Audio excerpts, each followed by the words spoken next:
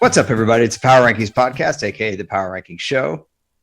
I'm your host, Elliot Harrison, and I'm pleased to be joined with a little bit better spotted.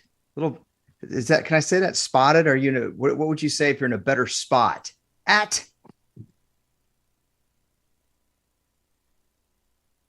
Marcus_Mosher. How are you? Doing good. It's a tough day for the football world, though. It's we should probably start with that, right? Just when I was literally saying you're in a better spot, we have had bad news, a lot worse than the favorite team losing, but please go ahead. Yeah. Franco Harris, Hall of Fame running back, passed away early Wednesday morning. And it's such a bummer because this was supposed to be a fantastic weekend with the 50th anniversary of the Immaculate Reception. I saw an interview yesterday of him talking about it and how excited he was to be in Pittsburgh and to get his jersey retired on Saturday. And then to wake up to that news this morning is super depressing.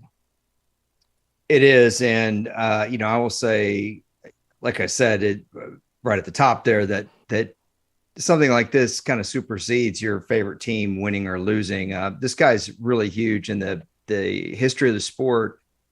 And I'll say something about Franco Harris. I actually kind of felt bad for Franco Harris's career, because if you're of a certain age, you remember the Walter Payton, Franco Harris chase to Jim Brown to become the all-time rushing leader.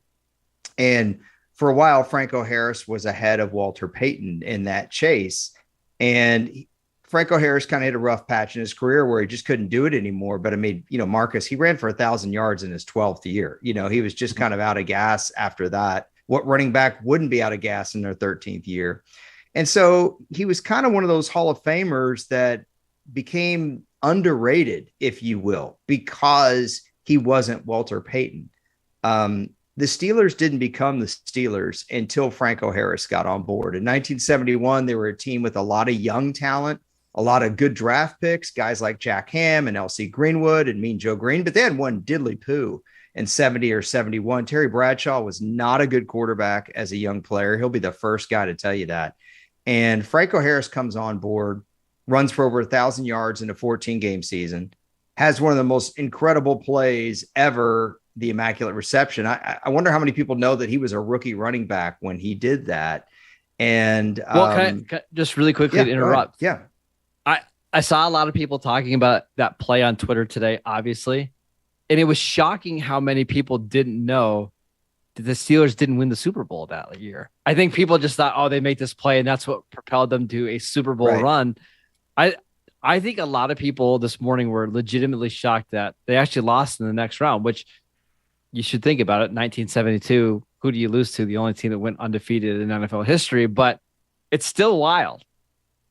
Yeah, and let me tell you, they gave the Dolphins all they could handle in that game. I think they were winning at halftime. I want to say the score was 21-17 to that AFC Championship game. It was a close game. And 1973, the Steelers would lose again in the playoffs. They lost in the divisional round in 73 to the Raiders. And then in 74, they won the Super Bowl. 75, they won the Super Bowl. 76, they probably had their best team ever, but Franco Harris and Rocky Bleier both got hurt in the divisional round game against the Colts. They couldn't play against the Raiders. The Raiders won the Super Bowl. 77, they lost in the divisional round in a really close game to the Broncos. And then 78 and 79, they won the Super Bowl again. So they won 4 Super Bowls in 6 years. They got derailed when both their running backs got hurt. And don't think about today's NFL, because in 1976, both Rocky Bleier and Franco Harris ran for 1,000 yards in a 14-game season. It's pretty ridiculous production, but he was a great back. He stayed productive into the early 80s when the Steelers were more of a 9-7, kind of team. He ran for almost 1,000 yards in 81.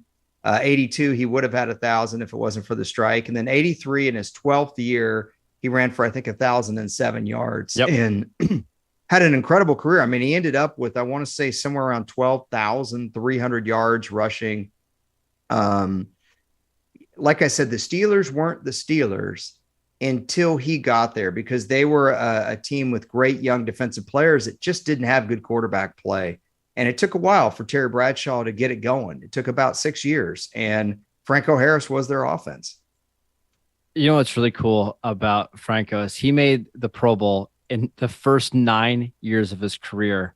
When is that ever going to happen for a running back? You just, that level of consistency where you're making the Pro Bowl every single year. What an awesome career. And I actually have had several friends and family members who have met Franco even within the last couple months. Super nice guy, very gracious, super good guy. Yeah. Yes. So it's really odd that it would happen right now, as the 50th anniversary is coming up. One other thing about Franco Harris that makes him a little bit underrated, and it's similar, I think people can relate to this a little bit with Emmitt Smith. Emmitt Smith, it's always, well, his offensive line was great. That's why he was good. Well, Franco Harris played on this great team, so it's easy to think, oh, Franco Harris was just part of the Pittsburgh machine. But I think the other thing, Marcus, with him is late in his career, he started stepping out of bounds on runs where there's just no more yards to gain. And Jim Brown was very vocal about it. And Jim Brown could be that way sometimes about picking his favorites. The thing is every running back goes out of bounds now, but in that era, if Jim Brown called you out that you weren't tough enough or whatever, which was a bunch of crap, because Franco Harris, think about it, man, if you're playing in the playoffs every year from 72 to 79, how many extra games, how much extra wear and tear on your body is that against top competition? And this is in the tough defensive days when there weren't a lot of rules to help you out. I'm talking about player safety stuff, right? Yes. They also played 5 preseason games, and the starters often played into the third or fourth quarter. Isn't that crazy? Wild. So the workload, just had to have taken a toll. Just tough, especially having it happen 2 days or 3 days before the game is, I don't know. It's going to make this game. I think I was looking forward to the Steeler-Raider game because, first of all, it's Steelers-Raiders. It's still a great rivalry. We've got this huge milestone play that we get to talk about now, and it's going to just feel, I don't know. It's going to be a very somber mood. I got a feeling in Pittsburgh on Saturday.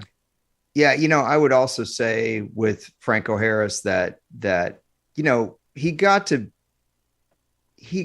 revel in the fact that this play is so celebrated. And it celebrated his career in a new way.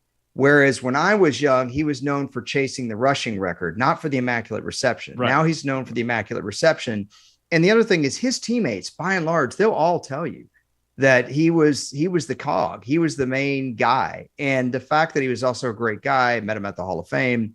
I think just, between being a great guy, being loved by your teammates, and being recognized 50 years later for a play that you made in the postseason is fantastic. And so he did not leave unloved, so to speak. This is a guy that definitely knew he was celebrated. Man, you go to the airport in Pittsburgh, there's a statue it's right there.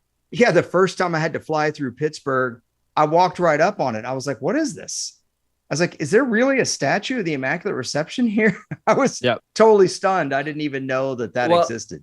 It's funny, for how many years did that play get debated whether the ball touched the ground or not? And for the first time ever, I saw the All-22 today. Actually, somebody posted the All-22 film from behind, and the whole field shot.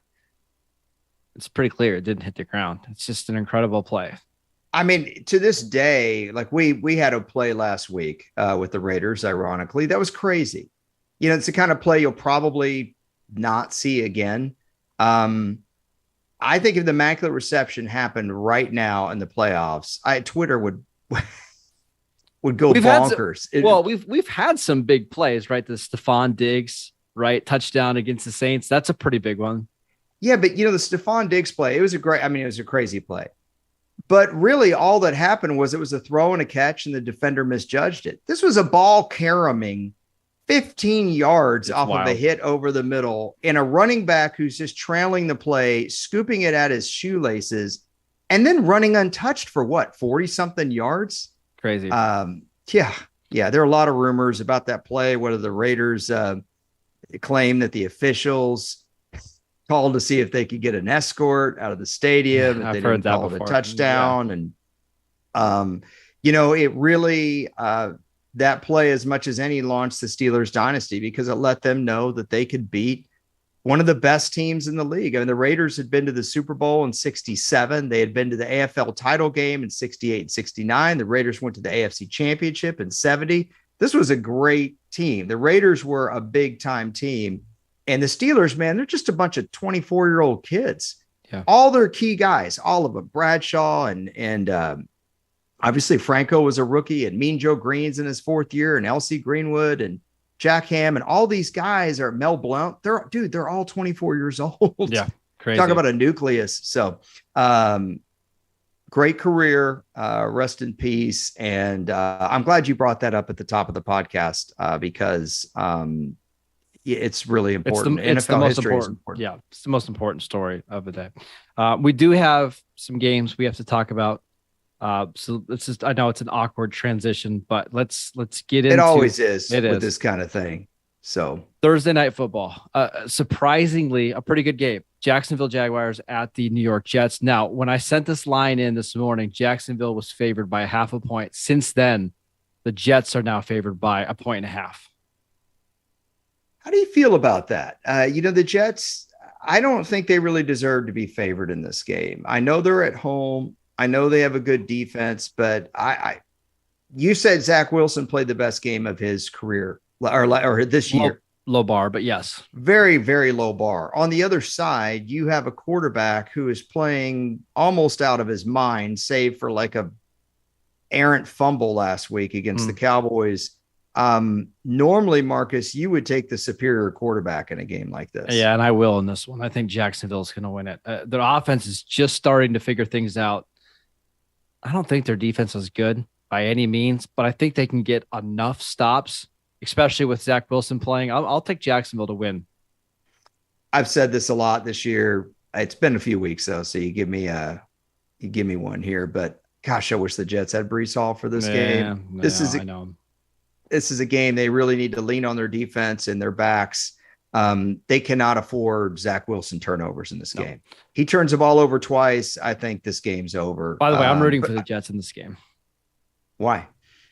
Just because you want to stick it to the Jags? No, I kind of want the Jets to be in the playoffs, to be honest with you.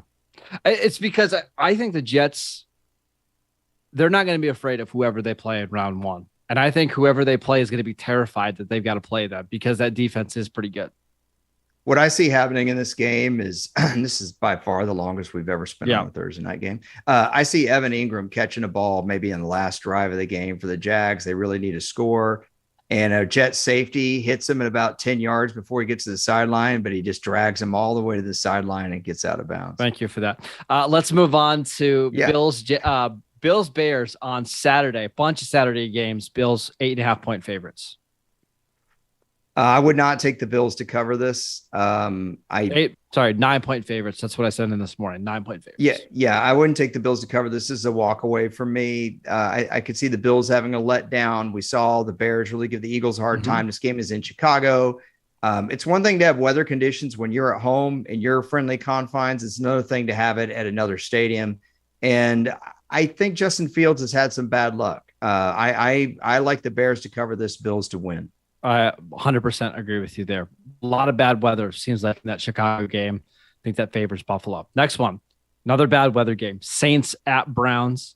Browns 3 point favorites. Ugh. Ew. Do you want to guess? Is this the ugly offense game of the week? No. Do you want to guess the total? Yeah. It's got to be low, man. It's got to be real low. I would go 38.5 at the most, but I'm going to go 37.5. you must like these offenses way more than Vegas does. 31.5. Okay, now that is ridiculous. That's I like a think you should Naval go. Academy game, right? Yeah, I think you should go over that. If you're going to bet the over, I wouldn't bet on the over under on this. I wouldn't do it. But let's talk about just the regular spread here. I'll take the Browns I, to win. yeah, I like the Browns to win as well. They haven't been getting anything out of their offense. Their defense, Marcus, has finally kind of showed up. You were calling them out all year. If you go back to the Tampa game, they've started playing some ball. They have. They've also got the benefit of playing some bad quarterbacks, which have helped a little bit. But yeah, they're playing much better. Plus, they know Andy Dalton. They should be fine in this game. They do know Andy Dalton. That's correct. All right, what's up next? Another low scoring game. Texans at Titans. Titans 5-point favorites. I know the Texans have been really tough as of late. I'm going to take the Titans to cover. It's a vote of confidence in Vrabel. They know what's in front of them. They've got to win this game.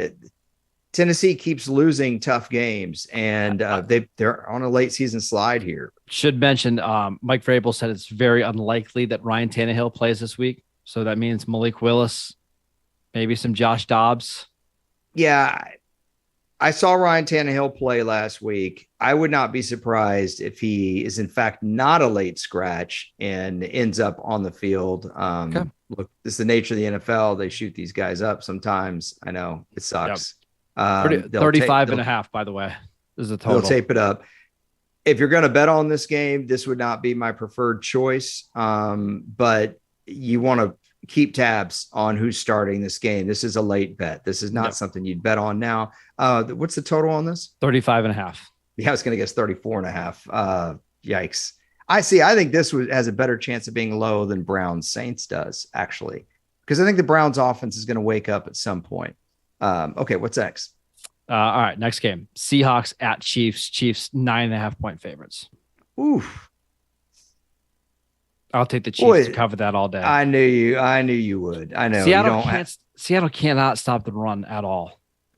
Yeah, Kansas City runs the ball very intermittently, but I don't really like Seattle's defense, period. I'm inclined to agree with you here. Kansas City winning by 10 at home. Plus, I think they want to bounce back from that game last week. They've played a few games too close for comfort. I'm with you on this one. And remember, Kansas City still has a lot to play for because the Bills still have a game with the Bengals left this year in Cincinnati. So that number 1 seed still up for grabs. Next one, Giants. The Bills game is in Cincinnati? Yes, it is. I double-checked yesterday after we talked. I thought that was in Buffalo. Okay, cool. Yes. Next one, Giants at Vikings. Vikings, 3.5-point favorites. Yeah, I hate the 3.5-point line. You know that. I see the Giants keeping this real close, and I think the Vikings pull away in the end. But I'll be honest, I don't have a lot of confidence in this one. I have more confidence in Kansas City winning by 10 than Minnesota covering this spread. Yeah, I'll take Minnesota to win outright, though. I'll take Minnesota to win and cover that. You say that with such confidence, but you know what their point differential is this year. Yeah, they win these games, but the 3.5 doesn't scare you a little bit? No, because I just have a hard time seeing the Giants score more than like 23 points. And I think the Vikings against that defense will be just fine. And you were telling me that the Giants offense was better than Washington. So what does that say about Washington's offense? I know. Oy. Next one, Bengals at Ravens. When I sent this line in to Courtney this morning, it was Bengals by 3.5. It's now down to Bengals just 3. That's a fishy line.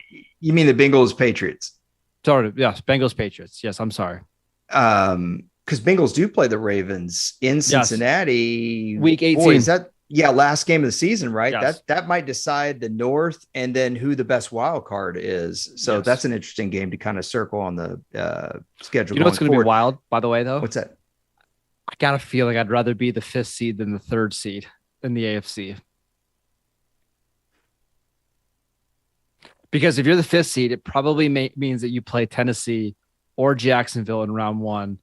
If you're the 3rd seed, that could be Miami. That could be the Chargers. Because the way the schedule lays out at the back end of the season, Miami's going to probably end with a bad record, but make it in. Yeah, I get what you're thinking. I just was working out the trigonometry. There you go. In my head. Bengals, Patriots, Bengals by 3. Do you remember I told you about our trig teacher in high school who used to write FC at the top? You had to write FC at the top of your paper if you had a cheat sheet, like in your Yep. tie. Yep. Yeah, yeah. I won't tell that story again. All right. 3-point favorites at New England. This is tough, man. That's a This fishy is, line to me, right? It feels like it Ooh, should be boy. Bengals by 4.5 or 5. I'm going to take the Bengals here in a vote of confidence. I have been higher on this team than you were early in the year. I think you've come around on them. I know New England really needs this game. The Bengals cannot afford to dilly-dally like they did in the first half against Tampa. What are you thinking? This is a 100% a stay away for me. Yeah. Honestly, my gut tells me to take New England just outright in this game. It's at home. The Bengals without their top 2 pass rushers, they're without some of their corners. Maybe this is a game New England just there's runs a graphic. Away. Yeah, look at that awesome great look graphic. at that. I think if you just stay away. Just stay away. This is a tough game to pick outright. Like just straight up. Who do you think's going to win this game? I'm rooting for New England. But I feel like if the Bengals are going to win, they're going to win by a field goal. So, and I think Cincinnati's going to win. So it's the 3.5 that scares me, not the 3. All right, next up. Lions at Panthers. I want you to guess the spread. I don't think Vegas has that much confidence in the Lions. I don't. Oh man, I'm not as good at the spread as I am on the totals.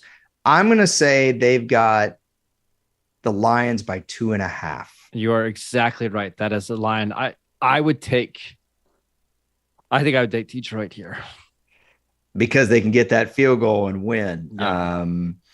I am too, but boy, this game worries me. I really I'm pulling for Detroit. I know. Kind of like you're pulling for the Jets. Aren't you tired of the Lions always stinking? Like, part of me, even if they miss the playoffs, wouldn't it be nice if they went 9-8? Part of me wants that Lions Packer game in week 18 to decide who gets into the playoffs. Yeah, but let me tell you, while you love to hammer Jared Goff because you think I defend him too much. You're going to be pulling so hard for Detroit if they play Green Bay week 18. I haven't decided yet because I started to think about this. Like, hey, is it actually beneficial to have Aaron Rodgers in the playoffs if you're the Cowboys? And the answer might be yes. If Detroit plays at Dallas, I think they'll be fine. Now, if they played at Detroit, that's different because they're a different team. But Detroit. Dallas wouldn't play either of those teams being the 5 seed. Well, you never know. What if it's more like the NFC Championship? To me, it's more like does Green Bay have a better chance of knocking off the 49ers or the Eagles and the Lions? And I think the answer is probably yes. Yeah.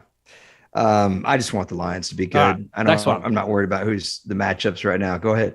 Falcons at Ravens. Ravens are 7.5 point favorites. No Lamar Jackson again this week. And there's absolutely no way I'm taking Baltimore here.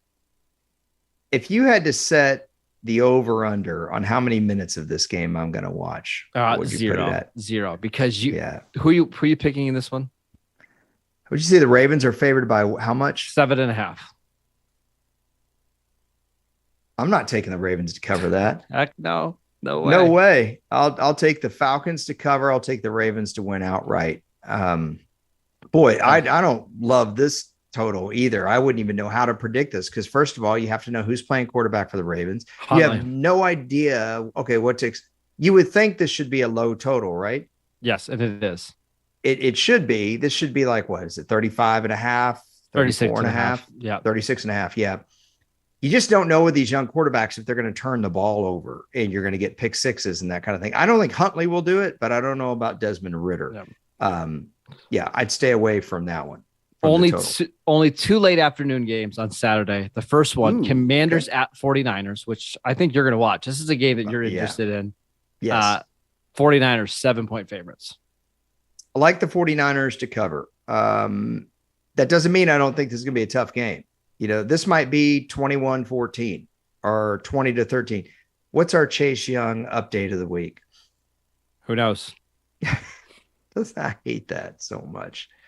Wouldn't this game be a lot more interesting if he was playing at least a little bit? The 2 former number 2 overall picks, Chase Young, Nick Bosa. Yeah. Carson Wentz. I tell you what, this would be a really interesting game if they had Chase Young, but I'll say that Washington's got to try to steal. I mean, this would be a great game for them to steal. Yeah. Not that they're going to do it, but okay. I'll take 49ers to win and cover. Any problem? Nope. Next game, the national game, Philadelphia Eagles at Dallas Cowboys. This game opened up with the Cowboys being 1.5 favorites. They are now 5-point favorites. It doesn't seem like Jalen Hurts is going to play, even though he's keeping the door open. I got to assume with that line, Vegas thinks Gardner Minshew starting. I'll take the Cowboys to win this game outright. This is a very difficult game to bet on.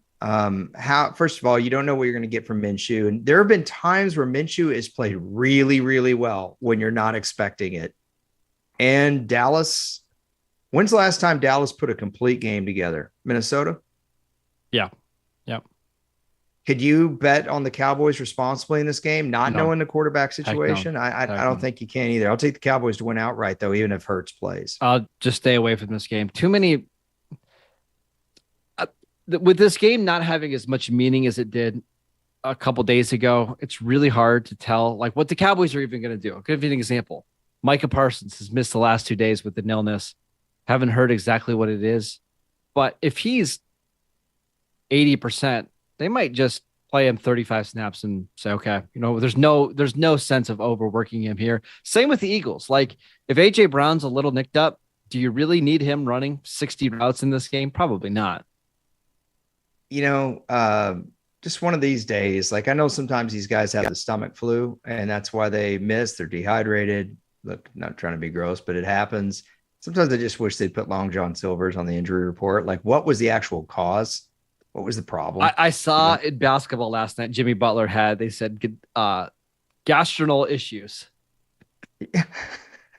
I shouldn't, I don't want to ruin our sponsorship with Long John Silver's. I actually enjoyed it very much as a kid, very much. But I want to clean something up too. When I say I pick Dallas straight up, I'm not saying bet on the money line. That's not what I'm saying. I'm just saying if you're in a pick'em league and you've got to pick a winner or a loser, take the Cowboys. I'm not saying to bet on them on any level.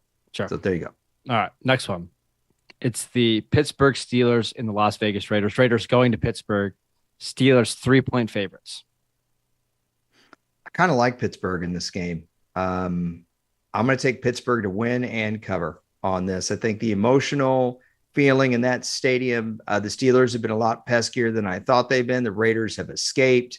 Yeah. And Pittsburgh's ability to stop the run is going to neutralize what is the strength of the Raiders offense. I know you could say they got Waller back and Renfro. It's Devontae Adams. Yeah. And Renfro, but how good a season has Derek Carr had? I'm going to take Pittsburgh here. I know the previous history doesn't matter too much, but the Raiders have had a ton of success against the Steelers and in Pittsburgh over the last couple of years. They beat them last year. I'm looking at their schedule now. They've beat them like 5 straight times in Pittsburgh, whether it was Bruce Gradkowski had a game they beat him. Terrell Pryor beat them in Pittsburgh. Connor Cook. Connor Cook. No. I struggle. Joe Hobart. I struggle in this game. Lewis Murphy caught a game-winning touchdown one time against Murphy, Florida. Yeah. Play with Tim Tebow. Boy, I pulled that out. Pro Bowl quarterback. I mean, I pulled that out. Yeah. I'll go with the Steelers here, but I think this is quarterback. I think this is going to be a close game. Sounds right. I got to explain that one real quick. Marcus and I were on the phone, and we just read very briefly an article that I was forced to write at the NFL in 2011. Our managing editor pulled me aside and goes, "Look, I know you're busy, but you need to write this article like it was my job or something." Yeah. And I'm like, what, did something happen? They used to do this when someone would pass away. I would always write those. Well, Tim Tebow, people are clamoring for him to make the Pro Bowl. So I need you to write an article about it. I'm like, I got to sit here at work and write a freaking Tim Tebow Pro Bowl article. So we read the first line of that article. It's still on the internet. And yes. All You right. could tell the way I felt about it from my opening line. All right. Anyway, Let's get to the Christmas Day games. There's only one good game on Christmas Day. Yeah. Packers at Dolphins. Dolphins in this game are 4.5 point favorites. I have a hard time seeing Green Bay win this game. I do. Their defense has been intermittent. They played well against the Rams, but that was Baker Mayfield in his second start. It was 15 degrees. It got up to 16. I like Miami to win and cover here. Yeah, this is gonna be one I disagree. I like the Packers to win and cover here.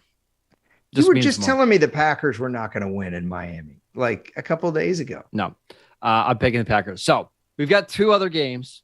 I will go with you on one thing. I'm not going to pick Miami to cover because it's 4.5, but I'll take Miami to win. We've got two more Christmas Day games to get to. Yeah. This is going to be the fastest picks ever. I want one word. Broncos 2.5 point favorites over the Rams. I want to take the Rams. I'm taking the Rams. So Bucks at Cardinals. Bucks 6.5 point favorites as Trace McSorley going to start for Arizona. I'll take the Bucks to win and cover. All right, cool. I agree. Instead of watching those games, I think you should watch a Christmas movie. I know we got one more game to get to instead. So I put together, we're pausing for a second to tell you my top 5 Christmas movies of all time. Okay. I've hijacked the podcast. All right. Number 5, Rudolph the Red-Nosed Reindeer. It's classic. The original one? The original one. With the claymation. It's perfect. Number stop 4. Motion. Yeah. Yeah. Okay. Number Clash 4. of the Titans, stop motion. Okay, go ahead. When you watch Rudolph, watch how the Abominable, he gets smaller as it goes on. When he starts, he's bigger than the mountains. By the end, he can fit in Santa's castle. Number 4, Home Alone. You can pick either one. Either one. I'm good with both of those. I just found out today. Did you know that Michael Jackson is in Home Alone 2? I didn't. Neither did I. Apparently, right after that part when Macaulay Culkin meets Donald Trump, like the very next frame, Michael Jackson's actually walking in the Plaza Hotel, and you see just a little bit of him. Wasn't it something like when Donald Trump, whenever something was being done on his property, he insisted he had to be in the movie, something like that? That's why he's in it. Number 3, Santa Claus. Just classic. I love Tim Allen in that movie. So good. Okay. Number 2. This list is suspect. Number 2. Already. Christmas Vacation. You know how much I love Christmas Vacation. Yes. Courtney, our producer, absolutely loves it. So I figured that I needed to share the present that I got from your brother today. Yeah. Not today. Yes. If you can see this on the screen, Elliot, what is this that I'm showing? It's your Jelly of the Month Club box. Elliot's brother sent me the Jelly of the Month, the gift that keeps on giving to cheer me up from my depression. And I got what jelly did you have today? I went with the French onion jam again, and it was a real nice surprise, Elliot. A real nice surprise. Was it as good as the apple butter? The apple butter was pretty good. I also tried the classic blueberry lemon, which is right here. I mean, they're all just so good. Yeah, this is Power Ranking Show, so you need to start keeping some notes, so that we can have a proper. Oh, I got a spreadsheet. We're getting out. Yeah, of course you do. Of course you do. Should we talk about the Colts or stick with Jelly? No, let's go to your number 1 Christmas movie. It's a Wonderful Life. You're just never going to beat that movie. It's the ultimate classic. Best Christmas movie ever. Our top 3 definitely differ. I mean, I hadn't thought this out all the way through like you did, but I can definitely give you my top 4. Okay. 1, It's a Wonderful Life. Good. 2, Die Hard. That's not a Christmas movie. Go ahead. 3, Trading Places. Stop it. That's a Christmas movie. It is. 4, Christmas Vacation.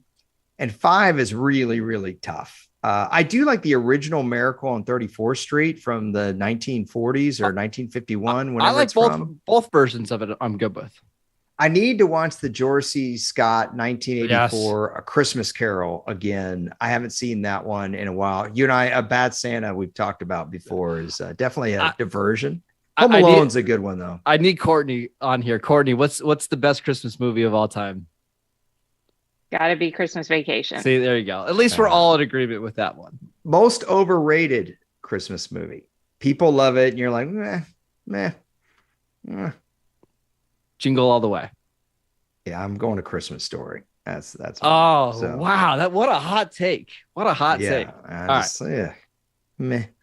All right. The last game. I was gonna say number one, but last game of the week. definitely not number one in the games or in your heart. Chargers at Colts. Colts make another quarterback change.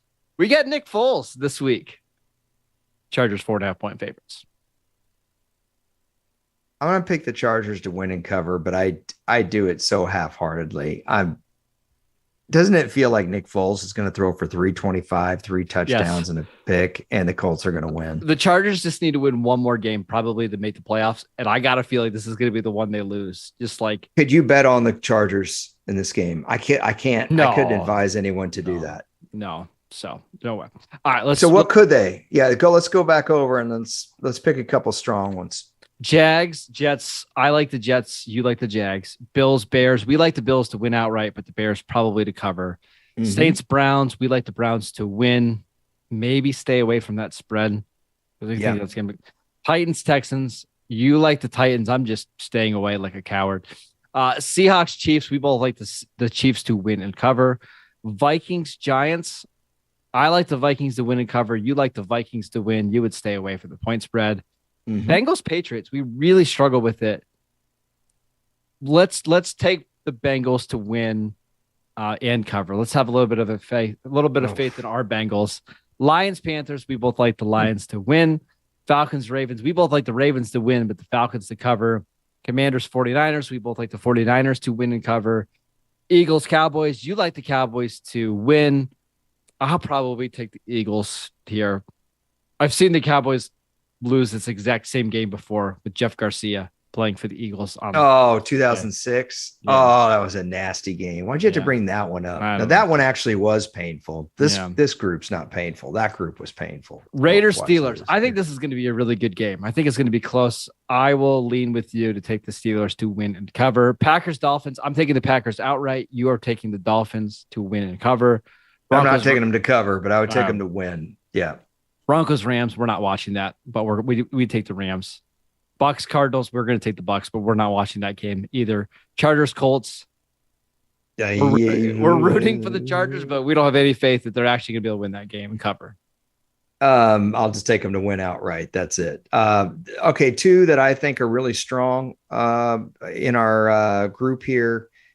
Kansas City, I do like to, because it's only 9.5. If it was worse than that, but I really like San Francisco the most here to win by more than 7 against Washington. There's a couple of totals I liked as well. What do you think? There's some tough totals in there. Well, they're low. I mean, the Saints, Browns, 31.5.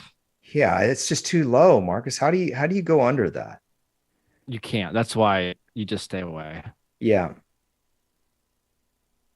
It's tough. Falcons, Ravens, would you go under?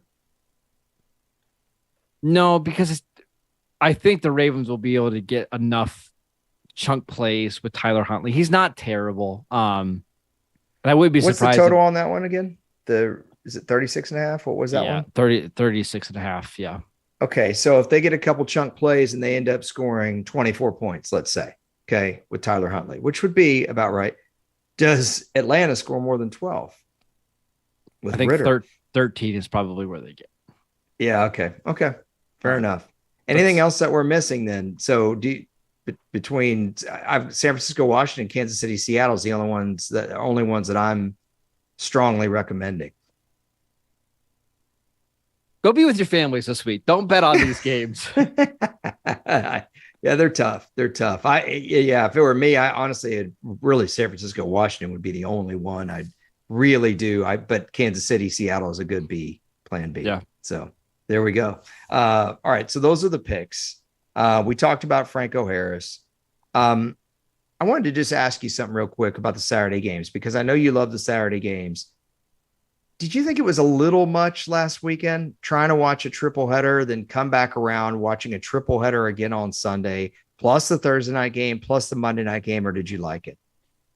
I think 2 would have been the right amount of games, right? Me too. Give me a 4 o'clock start or 3:30. Like you could mess with it as much as you want, and then give me a night game. But having 3 games was a lot. I was tired by Sunday. By Sunday night, you know this. I actually fell asleep before the end of the Commanders Giants game. Yeah. So it was I like a lot. the Saturday night game, and I don't mind there being 2, but I think 3 is too much. So just wanted to know that. But as always, I give you the final word.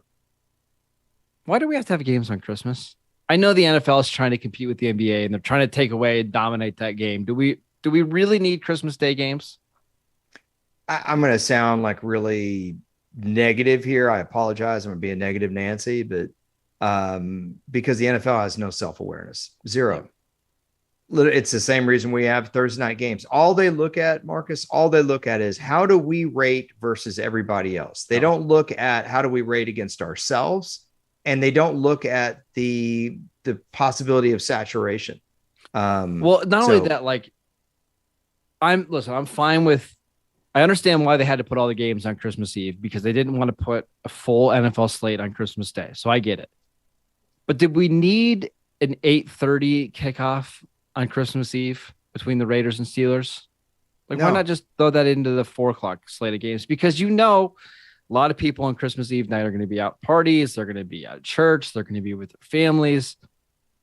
Did you really need this game? But here's the thing. The game will be on the TV, even if people aren't watching it. And that's all they need. That's all they need. I know. There's no engagement score for that. So, but I also think about listen, I'm speaking because I'm mad about it. Like all the people that have to work these games and cover it and broadcast it, they don't care. They don't care. But eventually, listen, there is going to be a tipping point. There always is. And if you haven't read that book, it's a great Malcolm Gladwell book. There will be with the league. And it's not like I'm looking for the downfall here. I'm just saying everything is capable of being oversaturated. You got Jerry Jones clamoring for 18 games. Do you hear any fans? Have you talked to anyone? You have a bunch of rabid fans in your family. Has anyone from Uncle Scott on down said, Marcus, what I really would love is if the NFL played 18 games and had 20 weeks? No, nobody wants that. 2 buys and 18 games. No, thank you. Yeah. So, or 19 weeks, whatever it's going to be. So I wouldn't be surprised if they went to 2 bye weeks if they did that, by the way, either. That way they could lengthen the season out even more and get more advertising revenue. It's so silly. So anyway, there we go. That was your final word. Wow. Kind of. That's what you asked me a question. That was depressing. Listen, right. I hope everybody has a Merry Christmas. Enjoy the football. We'll be back next week to talk about it all, but enjoy. Hey, and Marcus, I want to tell you, we're not going to do a show, I should say, on Thursday night. Marcus can't do it, so we apologize, but no show Thursday night after Jags Jets. And Marcus, if you need help with your Pro Football Focus article, come and get me. I'll be upstairs asleep. He's the host of Locked On Cowboys with Landon McCool. Landon McCool might actually promote our work because it's Christmas. We'll find out. He covers the Raiders for USA Today. He's also at Marcus_Mosher on Twitter. I'm at Harrison NFL on Twitter. And I wish you a Merry Christmas along with Marcus. Take care, everybody. We will see you Monday night to do the Power Rankings set for Monday Night Football. Take care. Bye-bye.